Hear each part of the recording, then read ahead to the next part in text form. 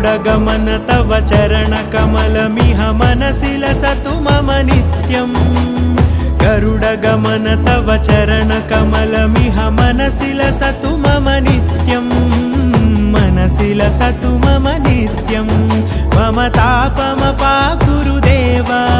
मम पापमपाकुरु देव मम तापमपाकुरु देव मम पापमपाकुरु देव